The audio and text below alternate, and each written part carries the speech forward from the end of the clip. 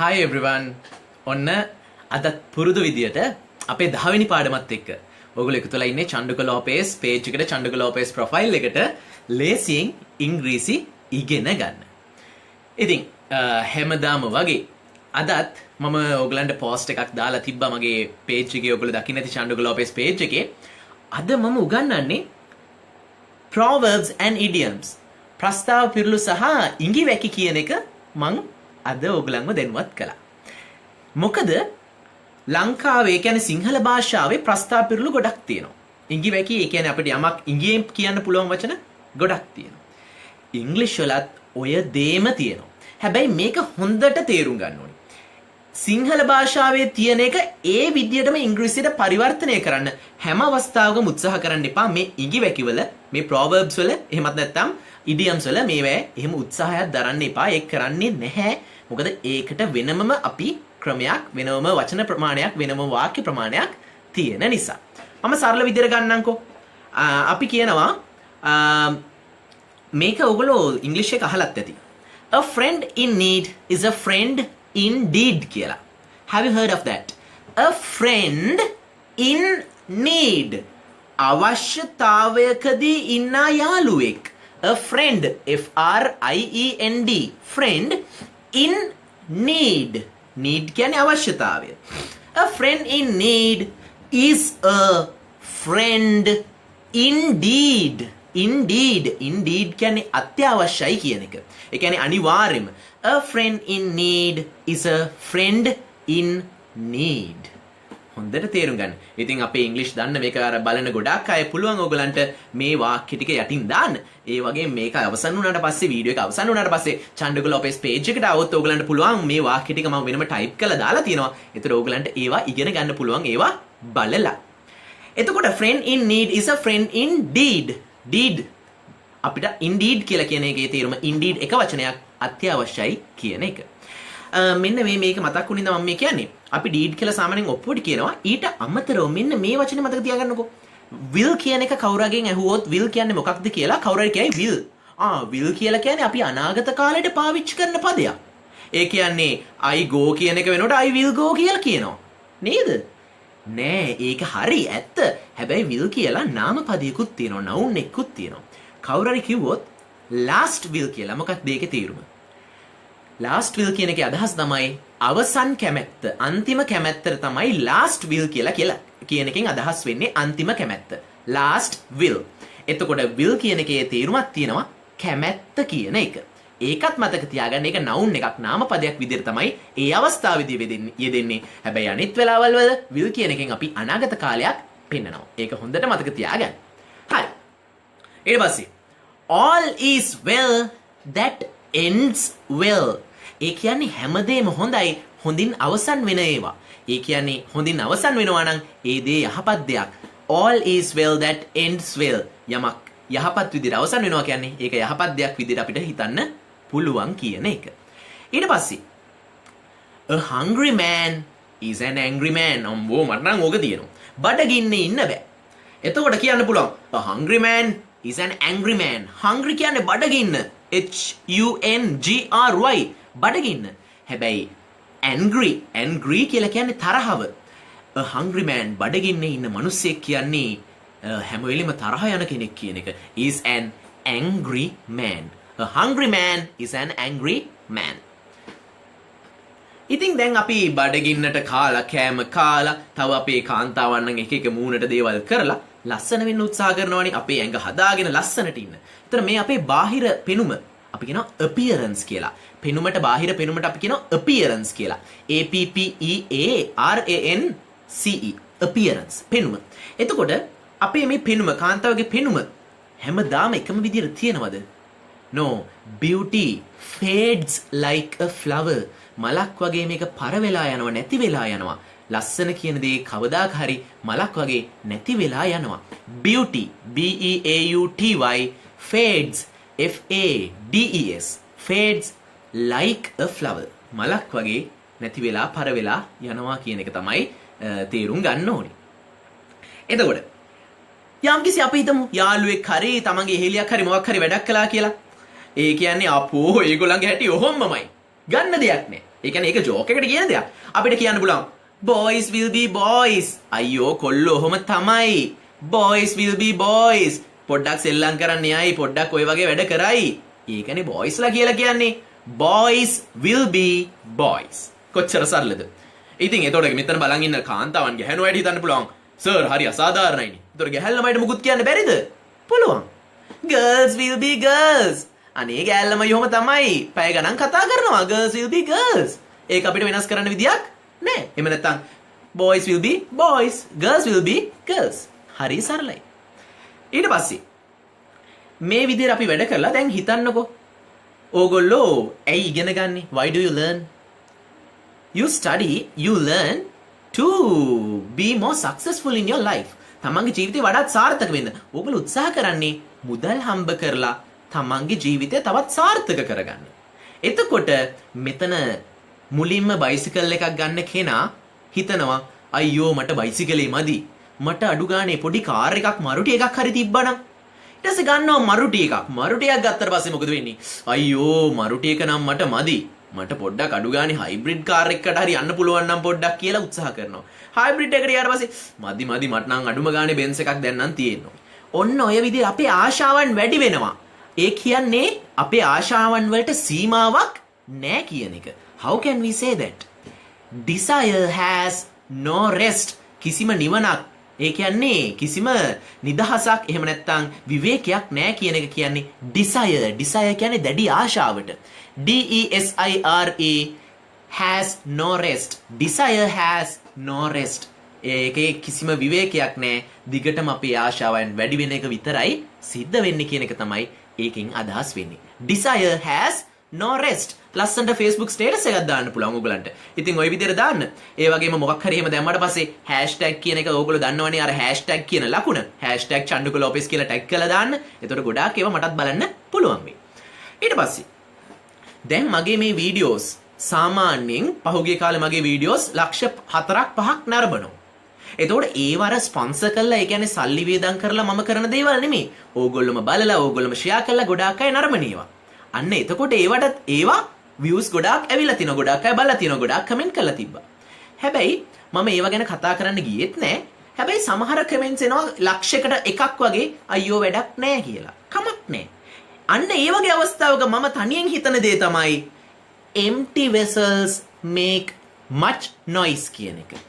empty vessels. empty කියන්නේ හිස්. මුකුත් නෑ. හිස්. EMPTY. empty.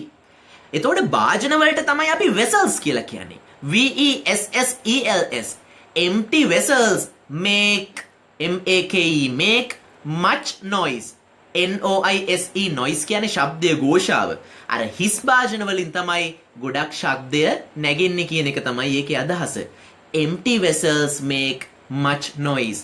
මුකුත්ම නැති කට්ටිය කිසිම දෙයක් නැති කට්ටිය කිසිම තත්වයක් නැති කට්ටිය තමයි සද්දේ කියන්නේ තමන්ගේ කටින් එහෙම නැත්නම් වෙනස් විදිය වලින් අනිත් අයව කපන්න උත්සාහ කරන්නේ. අන්න ඒ වෙලාවට කවුරු හරි ഘോഷාකාරී ලෙස වැඩක් නැතුව කතා කරනවා නම් අපිට අපේ පාඩුවේ කියන්න පුළුවන් කාත් එක හරි empty vessels make much noise. Don't worry ගණන් ගන්න එපා. කිසිම දෙයක් මොලේවත් නැහැ, තේරුමක් නැහැ, දැනුමක් නැති හින්දායි ඔය කෑ ගහන්නේ කියන එක. ඒත් එක්කම සමහර ලාවට අනිත් ගුරුවරුන්ට නැති හින්දා මිනිත් මෙච්චර කට්ටිය මට කතා කරලා ක්ලාසස් එන්න සම්මන්ත්‍රණ හොයා පොත් හොයා එන්න හදන හින්දා සමහර ලාවට ඊර්ෂ්‍යාවක් ඇති වෙලා තියෙනවා. jealousy. ඊර්ෂ්‍යාව. JEALOUSY jealousy කියලා කියන්නේ ඊර්ෂ්‍යාව. ඒතර එහෙම නැත්නම් අපි කෙනෙක් එක්ක තරහාවක් ඊර්ෂ්‍යාවක් ඇති කරනවා අපි කියනවා එතන envy කියලා. envy. ඒතර කෙනෙක්ට ඇතිවන තරහව කෙනෙක් වෙනුවෙන් ඇතිවන තරහවට ඊර්ෂ්‍යාවට අපිට envy කියලා කියන්න පුළුවන්. ඒතර කියන්න පුළුවන් envy never dies. ඒ තරහව envy කියන එක කවදාවත් never dies නැති වෙන්නේ නැහැ. ඔක හැමදාම ඔය තරහව ඔය ඊර්ෂ්‍යාව හැමදාම තියෙනවා. envy never dies. බලන්න dies කියන්නේ DIES මැරෙනවා කියන එක. ඒතකොට never dies කියලා කියන්නේ මැරෙන්නේ නැහැ. ඊර්ෂ්‍යාව කවදාවත් මැරෙන්නේ නැහැ. නැති වෙන්නේ නැහැ කියන එක. බලන්න මට කෙලින් කියන්න බැරි දේවල් ව්‍යංගාර්ථයෙන් කොච්චර ලස්සනට පැහැදිලි කරන්න පුළුවන්ද කියලා. ඉතින් මේ වගේ දෙයක් වුණාට පස්සේ මේ ඔක්කොම මෙහෙම කතා කරද්දී මට කියන්න තියෙන්නේ හරිම සරල දෙයක්. මොකද්ද? Don't worry. I forgive and forget. I forgive, forgive, FORGIVE, forgive and forget. FORGET forget. forgive කියලා කියන්නේ සමාව දෙනවා කියන එක. forget කියලා කියන්නේ අමතක කරනවා කියන එක. I forgive and forget. මම ওই දේවල් අමතක කරලා ওই දේවල් වලට සමාව දෙනවා. මගේ හිතේ මුකුත් තියාගන්නේ නැහැ. That's why I can smile. ඒ හින්දා තමයි මට hina වෙලා සතුටින් ඉන්න පුළුවන්. I forgive and forget. බලන්න කොච්චර සරලයිද කොච්චර ලේසියිද කියලා. ඉතින් මේක අපි පොත්වල ගාලා දැන් මගෙත් තියෙනවා proverbs කියලා idioms කියලා මම ලියපු පොත්. මම ඉදිරියේදී ඕගලන්ට ඒව ලබලා දෙන්නම්. හැබැයි ඒ පොත්වල උනත් ඕගොල්ලෝ මේ කියවලා ඕක නිකන් කටපාඩම් කරගන්න උත්සාහ කරන්නේ නැතුව දැන් මම මේ කළා වගේ තමන්ගේ ජීවිතයේ සිදුවීම් ටිකක් අරගෙන ඒ සිදුවීමට අදාළ දේ එතෙන්ට යොදා ගන්න. කොච්චර සරලයිද කොච්චර පහසුයිද බලන්න. එතකොට ඒ වගේ සිදුවීමක් වෙන අවස්ථාවේදී අපිට ටක් ගාලා මතක් වෙනවා. සර් මෙහෙම එකක් කියලා දුන්නානේ මෙන්න මෙතෙන්ට අපිට ඒක යොදන්න පුළුවන් කියන එක. ඔය Facebook එකේ සිංහලෙන් ස්ටේටස් එකක් දානවට වඩා පොඩ්ඩක් ඉංග්‍රීසි වලින් ස්ටේටස් එකක් දාන්න දන්නේ නැත්නම් මගෙන් අහන්න. ලස්සනට ස්ටේටස් එකක් දැම්මට පස්සේ අර #චන්ඩුක ලෝපෙස් කියලා ඕගොල්ලෝ ඒකේ ගහන්න. එතකොට ඒක මම බලලා වැරද්දක් තියනවද කියන එකත් මම බලන්න. ඒත් එක්කම මතක තියාගන්න හෙට අපේ සම්මන්ත්‍රණය ඒ කියන්නේ මැයි 1 වෙනිදා සහ අප්‍රේල් 30 සහ මැයි 1 වෙනිදා උදේ 9ට මහරගම සිසාර අධ්‍යාපන ආයතනයේ සම්මන්ත්‍රණය පැවැත්වෙනවා. ගොඩක් අය අහනවා මේ සම්මන්ත්‍රණයේ තියෙන සිසාර අධ්‍යාපන ආයතනයේ කොතනද තියෙන්නේ කියලා. මහරගම ගුරු විද්‍යාලය ළඟ ඉඳලා පන්නිපිටිය පැත්තට මීටර් 100ක් හයි ලෙවල් රෝඩ් එකේ එනකොට ඕගලන්ට මහරගම සිසාර අධ්‍යාපන ආයතනයේ ලොකුවට බලා ගන්න පුළුවන්. මගේ කටවුට්ස් පෝස්ටර්ස් එතන ගොඩාක් තියෙනවා. එතකොට ඕගලන්ට ඒක වර්ධින්නේ නැහැ. ඉතින් මං උදේ වීඩියෝ එකක් දාලා තියෙනවා ඉංග්‍රීසි වලට බය වෙන්න එපා කියලා. ඉතින් ඒ වීඩියෝ එකත් ඔයගොල්ලෝ ගිහිල්ලා බලන්න. මගේ ප්‍රොෆයිල් එකේ පේජ් එකේ තියෙනවා ඉංග්‍රීසි වලට බය වෙන්න හේතුවක් නැහැ කියන එක. ඉතින් ඒ විදිහට තමයි හෙට සම්මන්ත්‍රණවලදී මම ඕගලන්ට ඒ දේවල් උගන්වන්නේ. ඉතින් ඒ දේත් මතක තියාගන්න බය වෙන්න එපා. ළඟට කළා මෙහෙම කළා ප්‍රශ්න අහන්නේ නැහැ. එහෙම බය කරන්නත් බෑ. ඊට පස්සේ ගොඩාක් අය අහනින්ද කියන්නේ අර පොත් ඕගොල්ලෝ ඉල්ලුවා මගේ පොත් මම ඉදිරි ඒ කියන්නේ ඊළඟ සෙන්සුරාදා මම ලයිව් වීඩියෝ එක දෙද්දි මම ඔයගලන්ට පැහැදිලි කරන්නම් ඔයගලන්ට පොත් ලබා ගන්න පුළුවන් කොහොමද කියලා මුළු ලෝකේ වටේටම ඒ බෙදීමේ වැඩේ ආරම්භ කරන්න තමයි සූදානම් වෙන්නේ. ඔන්න අන්තිම එක. අද අන්තිම වචනේ තමයි sorry අන්තිම වචනේ තමයි අන්තිම වාක්‍යය තමයි think before you leap. මෙන්න මේ සිංහල වචනේ ඔයගොල්ලෝ දන්නවා. මොකක්ද මේ සිංහල වාක්‍ය? පනින්නට පෙර හිතා බලනු කියලා.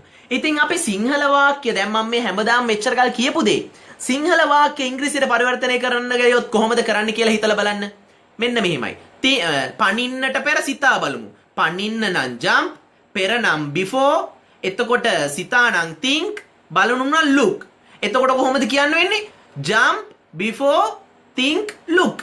ඉතින් ඔය විදියට උත්සාහ කරන්න එපා. සිංහල වාක්‍ය කවදාවත් ඉංග්‍රීසියට එහෙම පරිවර්තනය කරන්න බෑ. අපි මොකක්ද කියන්නේ?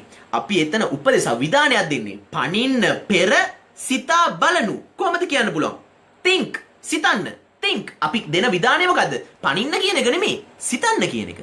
සිතන්න think මොකකට කලින්ද? before you ඕන්නම් අපිට jump කියලා දාන්න පුළුවන්. jump කියන නිකන් උඩ පනින්න වගේ. ඒක එච්චර ගැළපීමක් නෑ. ඒ හින්දා අපි use කරනවා එතනට leap කියලා. LEAP leap. leap කියන්නේ අපි පනිනවා, දුරට පනිනවා. අන්න එහෙම තේරුමක්. ඉතින් කියන්න පුළුවන් අපි විධානය දෙනවා. think before you leap. පනින්නට පෙර සිතා බලනු. ඕගොල්ලෝ දෙයක් කරන්න කලින් හොඳට හිතලා බලන්න. Otherwise you will have to face consequences. ඒ කියන්නේ consequences කියලා කියන්නේ අපිට ඒ හින්දා ඇතිවන නරක දේවල් අපිට අනාගතේ ඇති වෙන්න පුළුවන් දේවල් වලට. ඉතින් ඒ හින්දා තේරුම් ගන්න මම අද කියලා දුන්න වාක්‍ය ටික මම ආයෙත් පාරක් මට මතක විදිහට නැවත කියලා දෙන්නම්. All is well that ends well. ඊට පස්සේ මම කිව්වා a friend in need is a friend indeed. Next I said a hungry man is an angry man. Beauty fades like a flower. ලස්සන මලක් වගේ පර වෙලා යනවා. දැන් ඕගොල්ලෝ මම මේ වාක්‍ය 4-5ක් කිව්වා. පොඩක් හිතලා බලන්න මං කියන විදිය, මගේ මූණේ තියෙන facial expressions, මං කතා කරන විදිය, ඒත් එක්කම හිතලා බලන්න මම මේ කතා කරද්දී වචන උච්චාරණය කරන්න උත්සාහ කරන විදිය. මම පිළිගන්නවා මේ මම කතා කරන්නේ ඇමරිකාවේ හෝ UK හෝ කතා කරන කෙනෙක් විදියට නෙමෙයි. මම ඒ ගැන ආඩම්බරයි. I can talk like that. මට ඒ විදියට කතා කරන්න පුළුවන්, but I don't want to. මට අවශ්‍ය නැහැ. මම කතා කරන්නේ මං හැමදාම කියන්නේ අපේ ශ්‍රී ලාංකිකත්වයට එක්ක අර ජාත්‍යන්තරේ ජය ගන්න අපි යන් කියන එක. එතකොට ඒත් එක්කම බලන කෙනාට මම හැම වෙලෙම කියන්නේ මේ වගේ නාට්‍යයක් වගේ රඟපාන්න කියලා. හැබැයි මම උගන්වනවා. I am teaching. ඕගලන්ට තේරෙන්න ඕනේ මම මේ කතා කරන වචන වලින් අදහස් වෙන්නේ මොකක්ද කියලා. ඔන්න බලන්න මම කතා කරන එක. ඊළඟ වාක්‍ය ටික කියන විදිය. මෙන්න මෙහෙම අපි ඉගෙන ගන්න ඕනේ. Boys will be boys. පිරිමි ළමයි කොල්ලොම තමයි. Boys will be boys. එහෙම නැත්නම් girls will be girls. ගෑන් ළමයි ඔහම තමයි. කොච්චර සරලද බලන්න. ඒ අදහස මම කියන වචනවල අදහස මං හිතන ඕගලන්ට දැනෙනවා කියලා. අන්තිමේදී කියනවා මං අර desire has no rest. ආශාව කියන දෙයට සීමාවක් නැහැ. ඒ කියන්නේ ඒකට විවේකයක් නැහැ. desire has no rest. මං අර කියපු එක අර හිස් භාජන වලින් සද්ද වැඩි වෙනවා කිව්වේ. empty vessels make much noise. මුකුත් මොලේ නැති කෙනා තමයි වැඩියෙන් කෑ ගහන්නේ. empty vessels make much noise. කාත් එක්ක හරි අපිට කියලා කියන්න පුළුවන් අපිට මොකක් හරි කරනවා. මං කිව්වා වගේ. ඊට පස්සේ ඊර්ෂ්‍යාව හොඳ නැහැ. අපිට කියන්න පුළුවන් envy never dies. මේ ඊර්ෂ්‍යාව කියන එක නම් කවදාවත් නැති වෙන්නේ නැහැ. envy කියන එක හැම වෙලේම ඊර්ෂ්‍යාව කෙනෙක්ට තියෙන තරහව, කෝපය කියන එක තියෙනවා. ඊට පස්සේ forgive and forget. forgive කියන්නේ සමා වෙන්න. එහෙම නැත්නම් forget අමතක කරන්න කියන එක. ඉතින් ඕගලන්ට කරන්න පුළුවන් දේ තමයි හෙට සම්මන්ත්‍රණ වලට අනිත් සම්මන්ත්‍රණ වලට සහභාගී වෙනවා වගේම ඕගලන්ට පුළුවන් මේ සඳුදා මගේ live program එකක් තියෙනවා රෑ 7:30ට at 7:10 pm. I am going to meet you again on Monday at 7:10 pm. එදාට මම සම්මන්ත්‍රණ වල විස්තරත් කියන්නම්. I will see you on Monday. Goodbye and good night.